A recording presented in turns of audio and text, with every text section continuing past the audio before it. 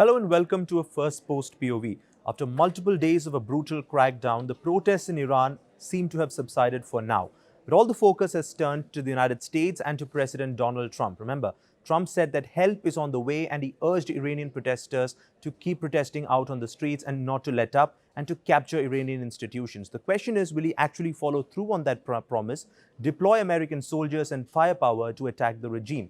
And if he does so, what impact will that have on the ground, and will it bring the protesters back onto the streets to attempt a regime change? Joining me now to discuss the situation in Iran is Mr. Alex Grinberg, who's an Iran expert at the Jerusalem Institute for Security and Strategy. Thank you so much, sir, for speaking to us on Firstpost. Thank you for having me. Now, earlier today, there was some reporting in the Washington Post that Israel and Iran exchanged some sort of secret assurance that the Iranians told the Israelis that we will not strike you during this protest. And the Israelis also assured the Iranians that you can handle these protests, we are not going to attack you. What do you make of this assurance exchanged between the two sides? Can you explain to our viewers why they would have done that? Frankly speaking, I don't believe all these speculations because there is no proof.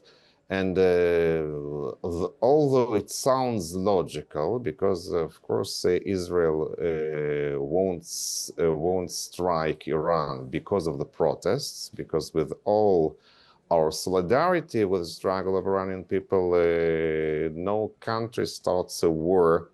Because of that, of course, this country, like Israel, is not a superpower. But on the other hand, I know very well that Iran has been refusing any communication with Israel since '79. I have no reason for it to do it now. Right now, what do you make of the situation in Iran right now, though? Because some of the accounts that seem to be coming out suggest that the large-scale rioting that we saw on the nights of January 8th and 9th, that's not happening anymore. At the same time, because of the internet blackout, it's actually hard to say what the exact situation is. What are you hearing about the situation in Iran? It's not normal, but is it better than it was? Well, it's hard to say better or worse, but I acknowledge that indeed, not only myself, but of course everyone and OSINT teams have a very hard work to decipher what's going on in Iran because of this total blackout of internet that also hinders the work of the regime. But the regime wants to gain some stopping of information outflow from Iran, and it is very difficult to assess correctly what's going on because you just cannot conduct a quantitative research and to reach right conclusions that could be approximately correct. But indeed, what I heard from some Iranians that President Trump's saying that he heard there is less killing of people in Iran really made many Iranians feel despair. And as a result, indeed, less people go to the streets. And it looks calmer, but I want to emphasize that it's only like rumors. It looks calmer, but doesn't mean there are no other things that we simply don't see and don't know. And another important nuance is that the protest goes on during the nights. During the day, the atmosphere is rather calm. Right. Now, based on the limited information we have, it would seem to suggest that the Iranian playbook that we've seen over the years, which is that when people protest, the regime cracks down hard, they kill hundreds of people, they drive fear into the hearts of the protesters, and then the unrest sort of subsides. This has been the playbook. This time around, would you say the only ace in the hole right now is the fact that Donald Trump may actually intervene? Is that the only factor that could perhaps reignite these protests and pose another threat to the regime right now if Trump decides to attack?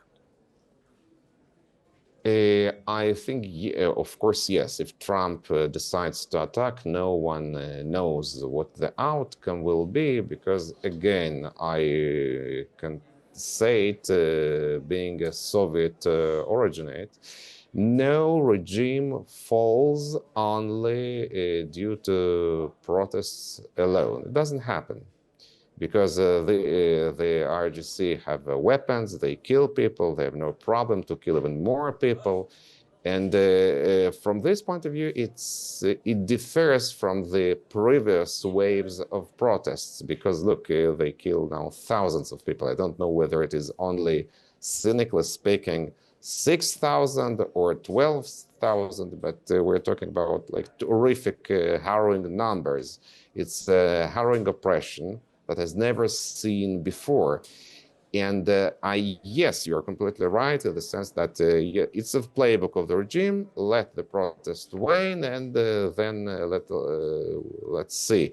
But now it is something different because the extent of hatred towards the regime is enormous, and the regime, although it always uses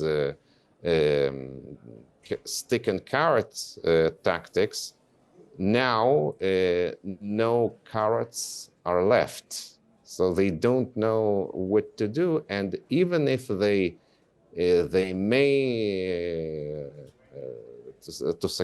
success in putting it down, but they hardly fathom how they will manage to get the genie back into the battle. I would say it is not the fall of the regime, but it is the beginning of its agony. Right. I do want to come to how this protest and this unrest will change the regime for the better or worse. But before that, there are people who are saying that perhaps Donald Trump missed the right window to intervene if that was his decision. The nights of January 8, 9, and 10 saw some violent protests. The security establishment was quite busy trying to put those down, and perhaps that was the right time to intervene. And now the regime is expecting the US to attack, and they're ready for all sorts of retaliation. Would you agree that the right window, militarily speaking, was perhaps missed? Maybe, but I don't think so because, look, we cannot ignore the American modus operandi, right? American modus operandi is that they never start any operation prior to gathering all the necessary equipment, weapons, heavy machinery, etc., etc. It takes time. So we heard that yesterday that air carrier group is heading towards Middle East, and I believe it will take some other days because for example, Tzahal, the IDF or French army act immediately upon receiving the order. But the US Army acts otherwise, so I can hardly believe that all these preparations that may be seen on Flight Radar's website and other, all that only to bluff, or to frighten Iran. Again, it seems very little plausible, and I don't think that the regime will change because I think it's the crux of the problem, because this regime cannot be reformed and it cannot change because it cannot. Because if he does, it will lose its revolutionary essence, and then it means a political suicide because Khamenei learned very well the lessons of the collapse of the Soviet Union. This is very important to understand. You know, Pakistan is also Islamic Republic Pakistan, and there is a Sharia law in Saudi Arabia and the Emirates. What makes the Iranian regime peculiar and violent is not its being Islamic, but its definition as Islamic revolutionary, because if you say revolution, you mean confrontation. There is no revolution without confrontation and without foes and enemies inside, at home and abroad. This is how it works. You said something very interesting earlier, which is that no regime can fall just from internal factors or protest. There has to be some sort of an external hand that pushes things over the line and topples it. In this game, for the Iranian revolutionary regime, what would that be? Would it simply be a decapitation of the top leadership? Would it be killing senior military leadership of the IRGC? What would a regime change in Iran look like? How would a foreign power go about doing that? No, I don't think. Foreign hands meddling is always necessary. It can fall out of internal reasons, but to do that, you need to have a very determined political leadership or party that, of course, must be clandestine in the conditions of Iran. And it must have a clear goal to topple this regime. Because when you protest, you express your anger or protest or your demands, but it doesn't make a regime fall. If you it existed, for example, during the Islamic Revolution in Iran, they had a clear revolutionary council that coordinated all that protest from Paris, Khamenei in Paris and Beheshti in Tehran. Also, for example, the Russian Revolution has never been Bolshevik, but the Bolsheviks, like the Khomeinis later in Iran, were the only group who clearly knew what they wanted. And if we talk about American involvement, very often people conflate their imagination with historical reality. We're talking about two cases, Mossadegh in 52 in Iran and Salvador Allende in Chile in 73. The common denominator of these both cases is that in both countries, there were two political camps, powerful camps and organizations, the army, business circles, etc., who really were active to get rid of the incumbent regime. I don't make a reference to whether it was bad or good, just technically speaking. And they needed some assistance from CAA in A, B, C. But it doesn't mean America was leading from behind, from abroad, all these developments. This is the difference. And at least what, judging by what we can see, I don't see any sign of that, for example, in Iran. Maybe something is happening secretly, but we don't see. But for example, one of the signs that a regime is about to crack or collapse is a split among the elites. By contrast, we see all the Iranian elites. They don't show any sign of split for the moment. Right. Now, in the West, and the IRGC don't defect. And now, in the Western media and among Western governments, the sort of camp that you mentioned, there is an attempt to portray the Shah's son, the last Shah's son, Mr. Reza Pahlavi, as a sort of possible successor. We heard a statement from him a couple of hours ago saying, I would normalize relations with America if I came to power. I would recognize Israel if I'm put in place. Does he have the sort of loyalty and the support base within Iran to effectively run an administration if the regime were to ever collapse? Or is this just a Western construct, a good feel-good story of somebody who's ready in the wings to take charge? I wouldn't say it's even not a Western story, because it's a story of some people. So let's say that Mohammad Reza Pahlavi, Reza Pahlavi's father, was not a brilliant political leader, because the revolution happened also because of the Shah's incapacity to rule correctly. He was a good person, but he didn't know how to rule. He remained without allies.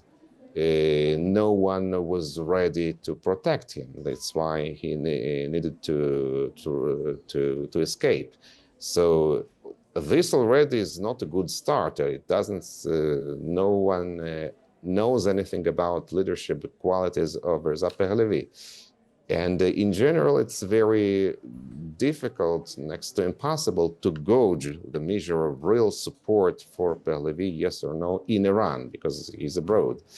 But I would say some reservations. I know, and I generally, yes, I share this opinion that he doesn't have a real support in Iran. Yet I must acknowledge that all these definitions are never mathematical algorithm or like a constant given.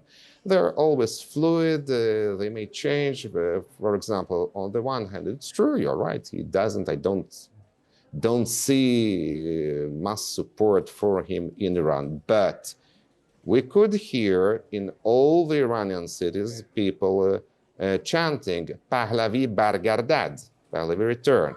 It also can be possible that, they support Pahlavi, not in the sense of political support, but support him, or more correctly to say, to evoke him as a figure, as a symbolic figure of opposition to the existent regime, but it doesn't mean they will vote Pahlavi if free elections were held in Iran tomorrow, hopefully.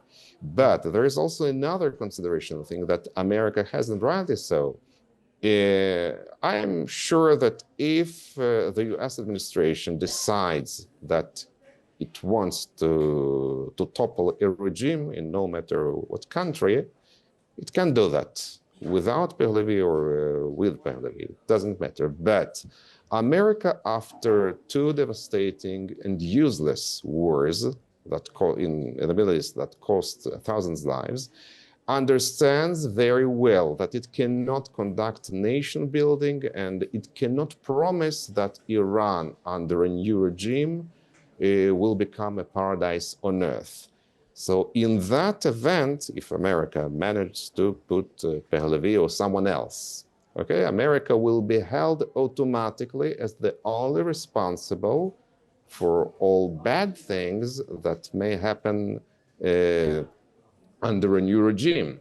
So for that, to that purpose, I think the most clever, strategically speaking, thing that America and Israel could do is strike Iran's strategic capacities, to take out its teeth, and create the best conditions for the Iranians to take power in their hand and to start moving by their own forces.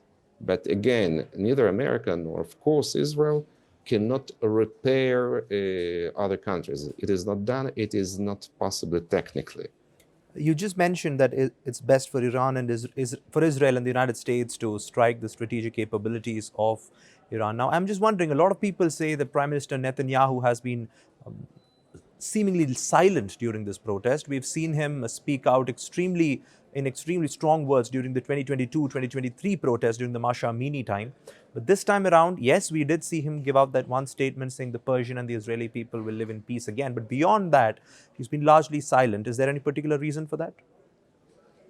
I think the reason is simple, that we should wait up very cautiously each word, because of course Israel stands with Iranian people, but to express your support to the people who are fighting for their life and death, whereas you cannot really help them, it doesn't help. And the regime always reiterates its agenda that the Zionists and the Americans are everywhere. So it's better just to keep silent and to, if you want to shoot, shoot, don't talk. And I'm sure that Israel is thinking how it can really help Iranians, but I don't know how it is possible under these conditions. But do you think a strike or a limited operation would actually play into the regime's hand, because it would sort of solidify the claims that the regime has been making that this is all a US-Israeli plot? Then if Israel and the United States strike Iran, the regime could just rally the people around the flag and create a common outside foreign enemy. Do you think that could be a possibility as well? No, I take this possibility completely off the table, because when you hear people chanting "Bibi Bezan Bezan," "Bibi strike strike," so it wouldn't play into the hands of the regime, because as of now, no one buys the regime's claims.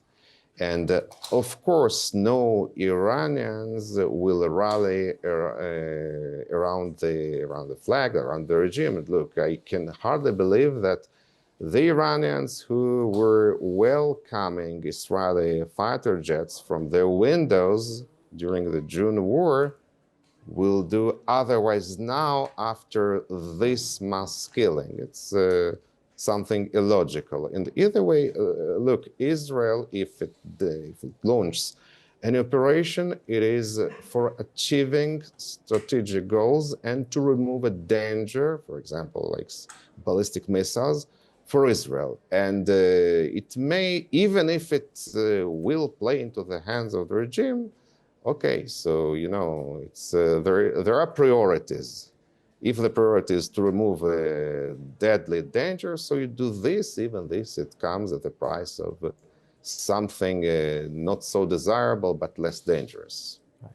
Finally, let me just ask you, how do you see this unfolding in the next couple of days? What's your hunch about what Donald Trump is going to do? Is he going to pull the trigger and launch the operation, or is he just going to wait and see how things unfold in Iran?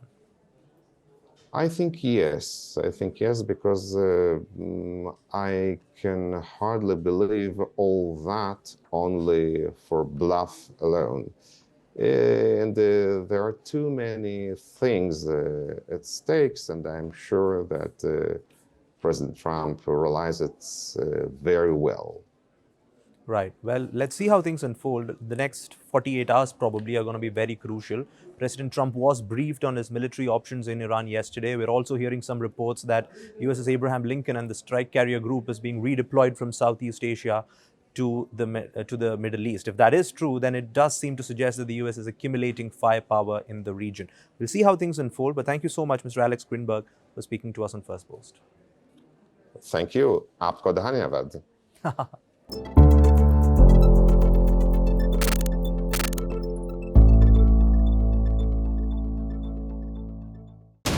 The world doesn't fit in boxes, so why should your news? From battlefields to negotiation tables, from internet outrage to real-world injustice. The conversations everyone is having and the ones they're avoiding. It's the same show, but this new year, Firstpost America gets a new look. I'm Kerry Johnston, and this is Firstpost America.